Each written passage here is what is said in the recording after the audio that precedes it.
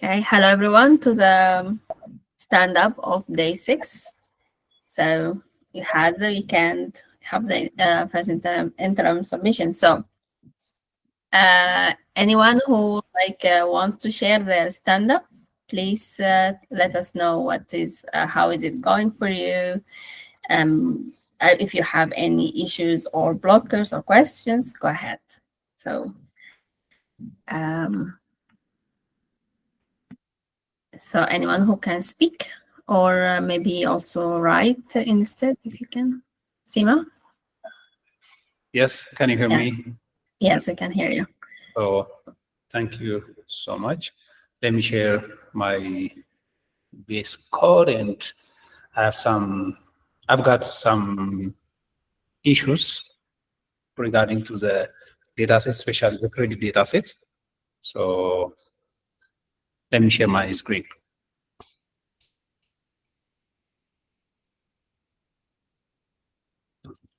All right.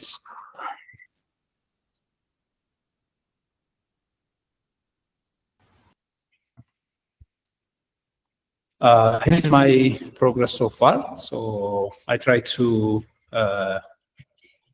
do some EDA activities for the last interim reports. So I just load the data for fraud, 3 data sets, fraud, IP data sets, and credit card score. So I do some ED activities, information about the fraud data. So I got finding this from the data sets. So there is no null values. And then a description of a purchase value. So some quartiles, mean and standard deviations of the data. And also I try to put some findings in a descriptive way, narrative ways. The age also, there are 2 unique values, as you know, and maximum value of frequent as a main value. So here is some narrative description for the sex data column. So here is my progress so far. I try to do some distributions visualization so far. Okay. Sorry? Yeah, no. I said, okay. You said you had an issue, right? Yeah. Okay. My question is on the data sets. I try to figure out on the data sets of credit card data set. So I think this is a transactions for the credit card. So I didn't get what does it mean, the V1, V2, and I'm struggling on and I'm struggling to understand the data, what itself, what is say by itself. So my question is, I'm struggling to understand the data. If you have any. Sure. You want to understand the meaning of this V1 to V28. Yes. All right. Exactly. So, okay. So like the other V1 to V28 is a special part of the data, not compared to the other part of the data you can understand easily, like you know what it means. Each one is defined. But V1 to V28 is a reduced vector that you are specifically not told what it means. Because think about it, you have, say, because you have all of this, you have for your customers, you have a lot of data about them. Like it's as a bank or whatever, you collect a lot of data about them, like it can be personal data on their like usage or anything. And when you want to do the analysis, you don't want to share, for security reasons, you don't want, or privacy reasons, you don't want to share this data as is. So what they did is that they performed, like they collected whatever number of data, like number of features, and they did PCA, principal component analysis, just means that they reduce the vector, like they have all the data, they collected it, and they reduced it to like this vector, which has these components from V1 to V28. And with this, they are not really told what is the original features were, and you don't know what is like this is a linear combination of them, but we are not told what exactly is this linear combination of. So if you understand what you have to understand about V1 to V28 is that these features, they are like some kind of a summary or combination of other information, but and it's I should show you a pattern, like it carries some information about the usage of the customer, but you're not told exactly what it is for privacy reasons. Do you get this? Sure. Yeah. Okay. Yeah. So it was okay. All Any right. questions? Do you have a? No, I don't have any. Maybe Okay. if you have any questions. No. No. It's good. So you like so far this is very good stand up from you. Thank you. And let's hear from other people. So thank you for showing us what you have done so far. This is very good. And yeah, I hope you are going to be ready for the submission tomorrow. Okay. Who else? We need I prefer you volunteer yourself. I don't want to call out names. But you can also do that. Who's next? Who wants to, like, you can either speak out, or if you cannot, you can write. So you have these two options. I suppose that whatever the situation, you can like do either one of them at least. So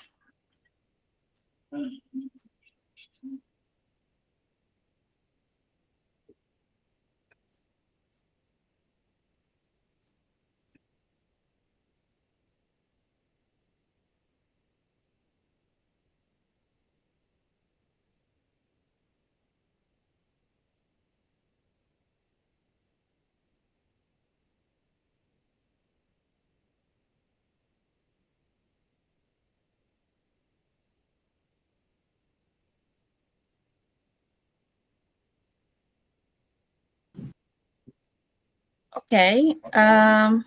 Let's okay. Don't want to. Don't volunteer. All right. Let's go with Ethel. Can you speak, or can you give us your update?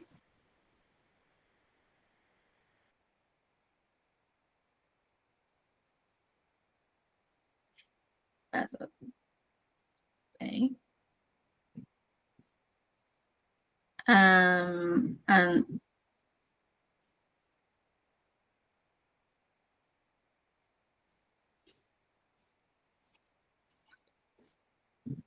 okay, this gay. Are you able to give us your update?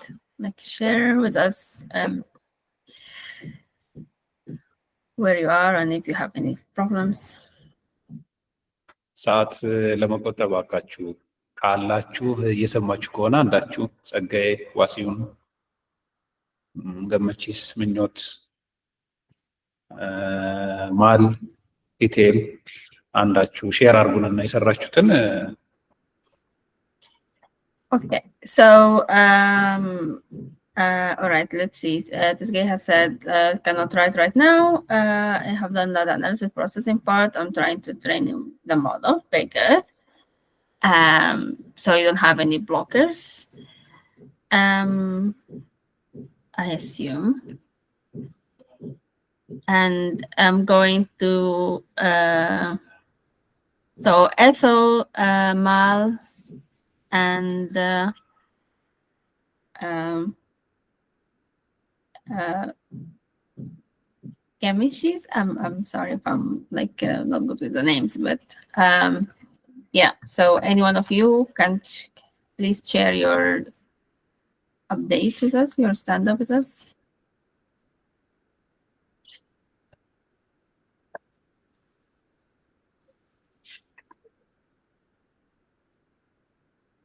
Yeah, just all right. Okay. Wasihan, go ahead. Okay. Hello, Imtinan. Hello, everyone. Hi. I was So you. I haven't had much progress over the weekend.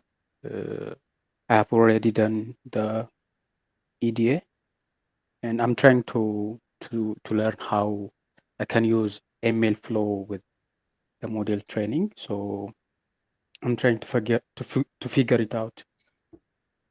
Okay. So currently I'm trying to build and train the model on Kaggle. So is there any way I can use ML flow in Kaggle? Do you know anything, Imtinan? On Kaggle directly. I don't know. Honestly. Okay, so I'm just trying to figure out how I can use ML flow in Kaggle or in Google Colab. So that's my update for now.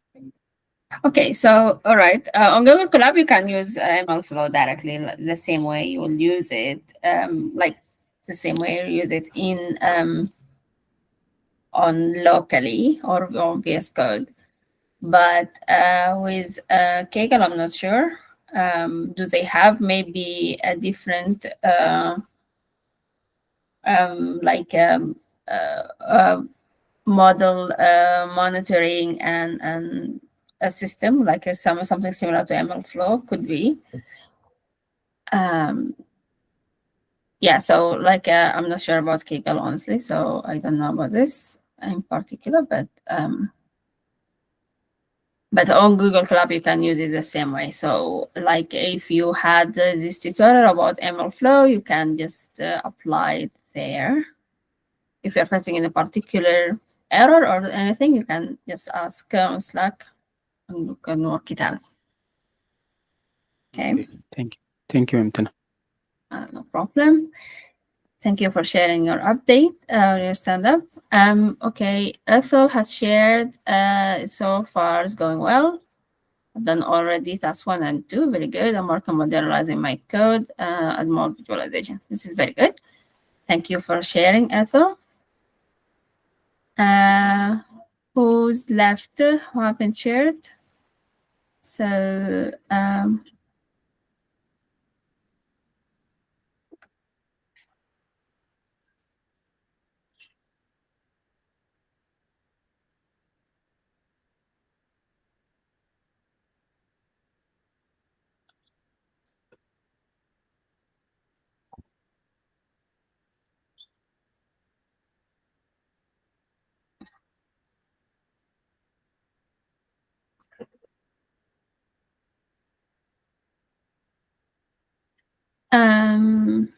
okay, if there are One other question, Imtinan. go ahead, sure. So I was using IP address and using that IP address, I have drive the corresponding country in the data. So Okay. I was trying to decide which column or which feature to use when training the model. So can you give me some kind of indication? I mean, there are a lot of countries, over I think under 17 countries. So the all countries have the corresponding IP address. So I was thinking, and if I'm going to encode the country feature, there will be many additional features. So that could be a problem for the model training because the size will increase. Right. And Okay. and the IP cannot be used. I mean, we can scale it, but it will not be uh, an important feature for the model. So can you help? I mean, which feature to use? Okay, so yeah, so this is very good. So you have to think about what the feature means before using it. Of course, like if you can using the IP address directly, like what does it mean correlating fraud with the IP address? It makes no sense, right? Or like to the actual value of the IP, it doesn't make sense to correlate this to the actual value of the IP because IP is just a code for like yeah, what is a device or what is like where you are in a sense. So yeah, so it's a good question to ask about like if you use convert it to an to a country. So this is the information that you are getting from the IP, and so how can so as you said, like how many countries you have? You have multiple countries, and you don't like you think maybe. So this is a very valid question because like if you want to encode this categorical data, categorical feature, you're going to get many columns, and probably this is not going to be very um, relevant maybe to the target. So thinking what can you get, like you're featuring in it, we need to create a feature out of this that is maybe something different. And I'm trying to think is I was you hoping might to use, what? yeah, I was hoping to use label encoding. I mean, it will assign a number to each country, so based on Yeah, their order, but there will be an ordinal component attached to each country. right. There will Y- be an order. So will it cause any problem? so yeah, attaching and like at, okay. Each country will have a label, a numerical number, just 1, 2, and 3, when you are labeling it, and you can try that. Yes, it's better than hot on encoding, right? Instead of getting many features. The thing is, like again, I'm just saying, like maybe not in particular this particular case, but in general, like you might also like convert the country instead of using country, can use it convert it to regions. So you reduce instead of how many countries you have in your data, you just reduce it to regions, like maybe by continent or something, and instead having categorical data that is smaller, you have smaller unique values. So instead of like I don't know, say like you have 50 countries, you will be reduced to a few regions, 2 or 3 or 4, something like that. Could be another thing that could be done. I'm just trying to look at the data itself and look if there are other features. Maybe can combine two categorical features together. So does that like let me just look at the data itself. A second. I want to suggest something, but like I'm not sure if the data has that part. Um,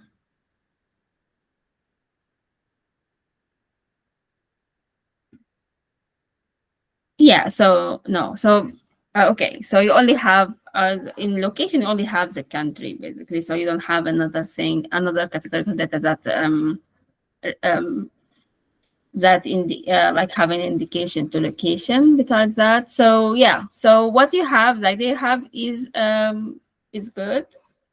Um, is like also like can think also reducing it from country to regions can be also, it's another idea. And try and see if like you can always see like what is if you can see if there is a correlation, or like look at the distribution and see, like you can try look at just in your ADA, check the distribution with respect to the location, like as a like the percentage of fraud or anything, and see if there is maybe, can you see any patterns in the visualization or just when you're checking the data? And then you can have an indication or a feeling if this actually is relevant or not, or if there is like a, you can also again try this idea I told you about, like aggregating it into regions and see if that can show you if there is any patterns appears or not, to see if this can be useful, just to get a feel of it. And then, of course, when you try, when you're actually doing the modeling, you're there going to see when you're trying, like getting the explanation of the model, you'll see which features are important or not. You can also like categorical data, so you cannot really calculate a correlation, but you can, as I said, you can see, you can visualize the distribution and see if there is any patterns that differ with the location, basically. So does this like a Yeah. Thank you, Amtina. Okay, good. Thank you for asking this good question. So I think we only have one person here, maybe, who haven't shared, or like everyone shared actually. So yeah, we had another like people who shared in the chat box. Sorry. Training multiple models is challenging.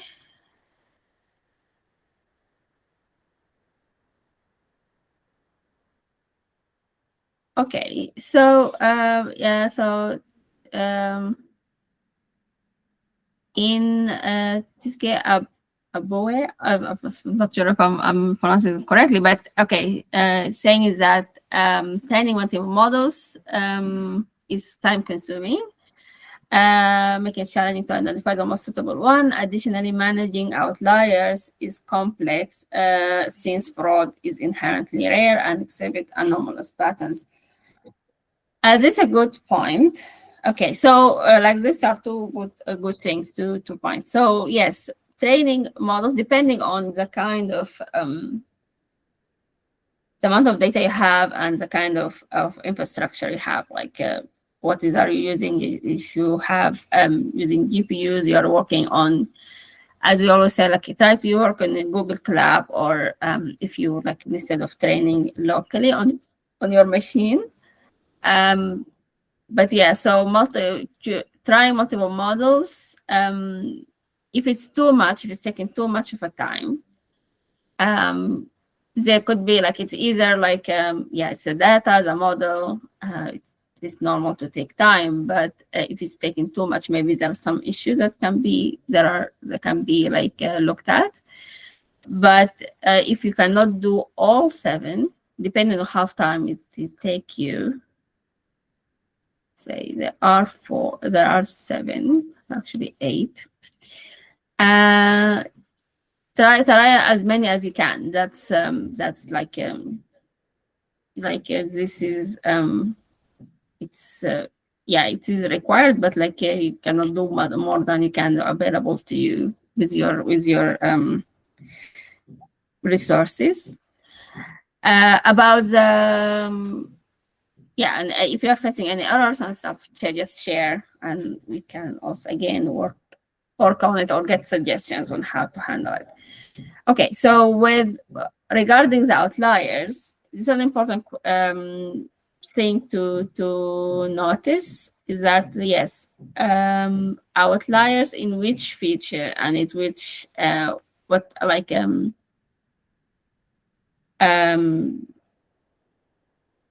so let's see. So in this case, you might think that like depending on like yeah, so it's a good to not to point out that yes, fraud is actually an outlier by definition. or like when you're looking at the data, because it's not how many fraud cases do you have in your data. So looking at that, if it's like rare, that means maybe rare patterns in different features are not things that you want to remove.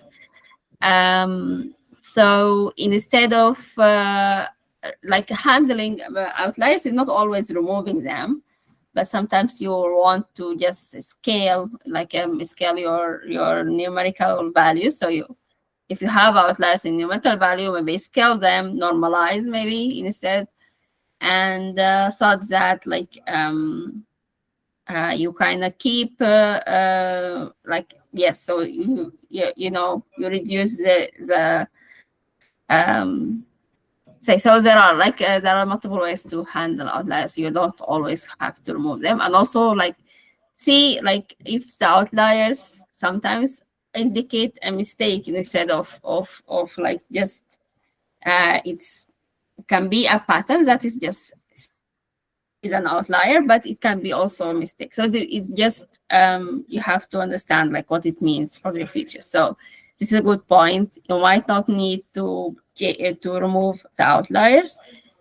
You only handle that in just scaling the numerical values so that it was, even in the training, it doesn't affect your model and give you some fictitious relationships. Okay. Regarding the outliers, I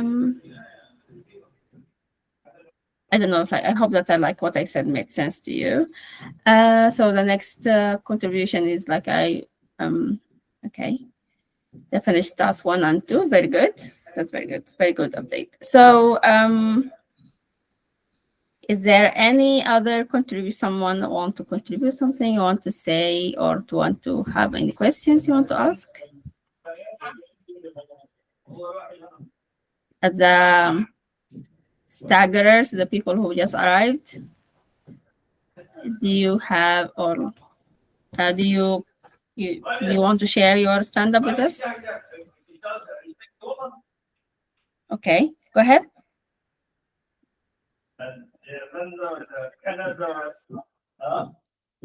Yeah, Meshis. Okay. Yes, can you tell me your name? How to pronounce it? My name is Gemmechu, Gemechu. Okay. and Yeah, go ahead. there is I have the problem for night corruption is there with me. Because of this, I haven't seriously attended the stand up. Now also 3 times was gone, but now it is available. If you have a time, shall I show my progress? Yeah, go ahead if you want to show us. Go ahead. Okay, thank you. Until now, I have finished the task 1 and the task 2, which is data processing and the data processing and the data analysis and the pre-processing, and as well as I have some model building and the training. Then and also now my computer was working the try to finalize the task 2. Okay.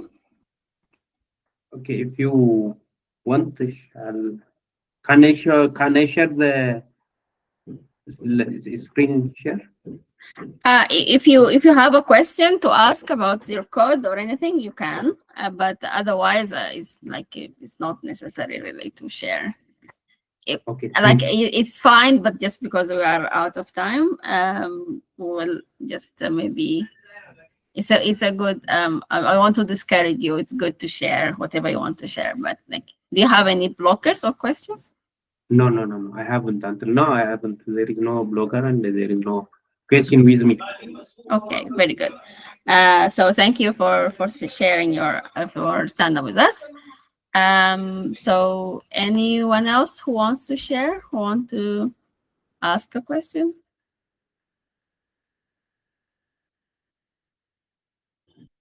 Yeah, otherwise, because like they're out of time. we can end, I think, this stand-up now, and we'll see you all the next session.